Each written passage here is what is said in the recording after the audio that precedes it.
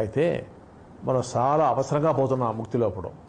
ఎందుకంటే కొన్ని కారణాలు ఉన్నాయి, అది చెప్తాను. అందువల్లనే ఈ అవసరము. బాహ్య ప్రపంచంలో కొన్ని ప్రాబ్లమ్స్, లోపల ప్రపంచంలో అంతరంగ ప్రపంచంలో కూడా కొన్ని ప్రాబ్లమ్స్.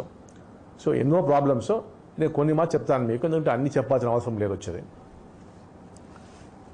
బయట ప్రపంచంలో ఒకటి ఈ మాదిరిగా ఆర్థిక సమస్యలు, ఈ ఎకానమీ పడిపోయేది, షేర్ మార్కెట్ పడిపోయేది, రియల్ ఎస్టేట్ పడిపోయేది, ఇలాంటి అత్యంత ఓవర్ ప్రాబ్లమ్స్. భూములు ఉంటాయి, అమ్మన వీలు కాదు, సో బిజినెస్లు పడిపోతాయి. ఇదంతా ఒక పక్క. ఇంకోటి, ఎక్కడ చూడు భూకంపాలు, పెద్ద పెద్ద భూకంపాలు, అది ఒక పక్క. సునామీలు అది ఒక పక్క. వరదలు అది ఒక పక్క.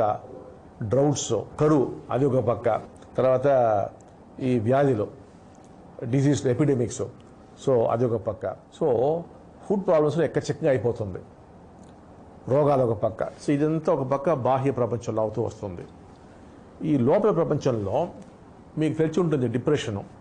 చూసుంటారు కదా డిప్రెషన్ వచ్చింది. ఈసారి ఎక్కడ చూడు చాలా ప్రజలకు డిప్రెషన్ వస్తుంది. కారణం లేకుండా ఊరికినే డిప్రెషను, అట్నే డిప్రెషన్ అయిపోవడం, లైఫ్లో ఒక ఇంట్రెస్ట్ ఉండదు, డిప్రెస్ అయిపోతారు.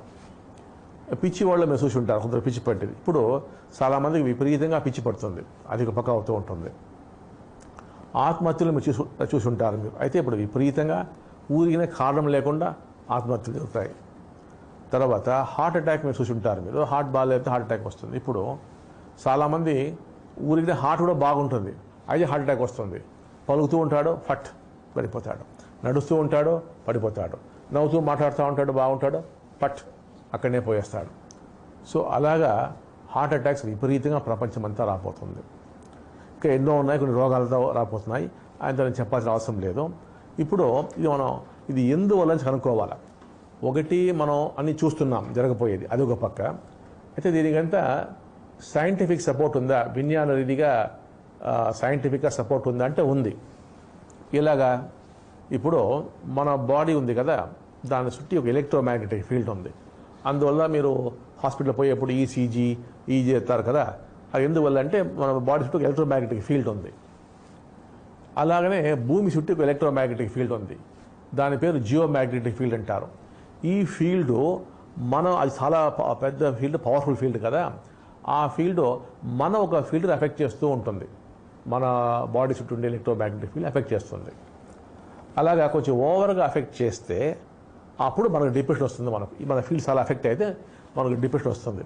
ఇప్పుడు ఒక మనిషి తీసుకుని మనం బాగుండే మనిషికి ఆర్టిఫిషియల్గా ఆ ఫీల్డ్ మనం జాస్తి పెట్టామంటే వాడు తలపైకి లేదా ఒళ్ళు చుట్టి డిప్రెషన్ వచ్చేస్తుంది ఆటోమేటిక్గా వచ్చి వాడికి. సో అలాగా ఈ ఫీల్డ్ పెరిగేప్పుడు మనకు డిప్రెషన్ వస్తుంది. ఇంకా పెరిగేప్పుడు పిచ్చి పడుతుంది, ఇంకా పెరిగేప్పుడు ఆత్మహత్య అయిపోతుంది. ఇంకొక రకంగా అది పెరిగేప్పుడు ఏమవుతుందంటే, ఇక్కడ మనకు పిచ్యూటరీ గ్లాండ్ అంటారు, ఇక్కడ సెంటర్లో ఉంది, అది యాక్టివేట్ అయిపోతుంది ఓవర్గా. అది ఓవర్గా యాక్టివేట్ అయ్యేప్పుడు ఇంకోటి లోపల దాని పేరు సిర్కాడియన్ రిథమ్స్ అంటారు బాడీలో, అది స్టార్ట్ అయిపోతుంది. అందువల్ల మనకు హార్ట్ అటాక్ వస్తాయి. సో ఎందువల్ల ఇవంతా జరుగుతుందంటే, లోపల మనకు ఎలక్ట్రోమాగ్నెటిక్ ఫీల్డ్ మళ్ళీ వైబ్రేట్ అవుతుంది, ఓవర్గా ఇంటెన్స్ అయిపోతుంది. అందువల్ల మనకి కష్టాలు వస్తున్నాయి. దాన్ని చేసేది ఎవరో, ఈ భూమి చుట్టూ ఉండే జియోమాగ్నెటిక్ ఫీల్డ్.